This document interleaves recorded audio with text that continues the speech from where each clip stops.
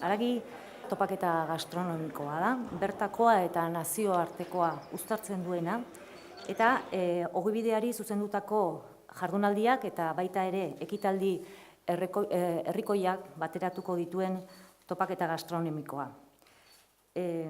Tolosako txuletaren festarekin aspaldi hasita gaude, hasi ginean baita ere profesionalizazioaren eta belaunaldi berriak erakartzeko bide horretan, eta ekimen horri jarraituko dion topaketa izango da haragi topaketa.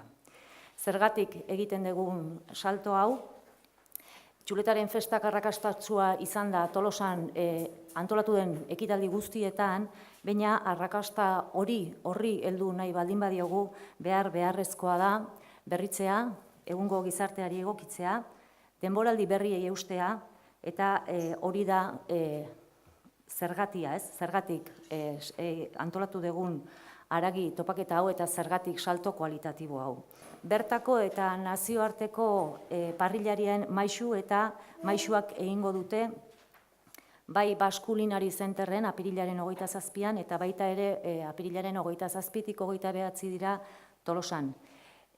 Hainbat ekitaldi herrikoiekin eta sektoreari zuzendutako jardunaldiekin. Beraz, saltoa importantea izango da aurten egingo duguna.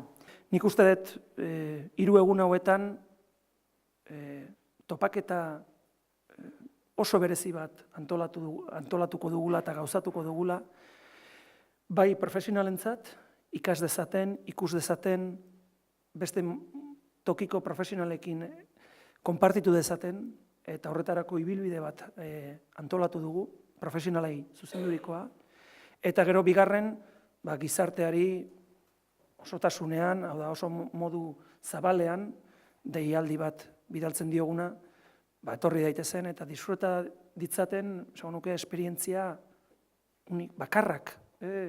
Nik uste oso zaila izango dela zehazki sukaldari hauekin hau errepikatzea, eta ondorioz, jadanik Tolosak eta txuleta festak baduenez, errekonozimendu bat, nik uste horri gehitzen diogula nazioarte mailako eta Euskal Herriko ere beste lekuetako sukaldariek ekarriko dutena. Ikusten gendun, ezinbestekoa zela horrelako ekintza bat antolatzea, eta nola ez, lekua da berezia.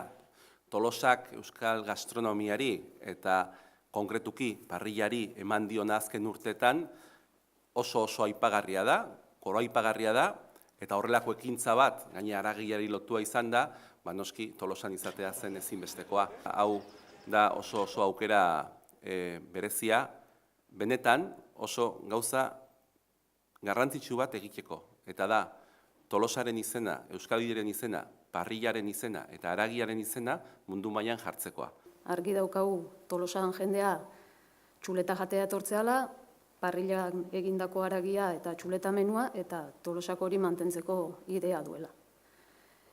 Noski gure parekoek munduan zehar egiten dituzten gauzak ikusi eta ikastea hain gertutik oso aberasgarria da, eta beraiekin batea guk asteburu hortan, giro bikaina sortuaz eta lagunduaz, txuletaren festan egin ohi ziren 2 ordu eskainiko ditugula, ostiral eta larunbatean. Eta nahi duen guztia gonbidatuta dagoela bertara etortzea.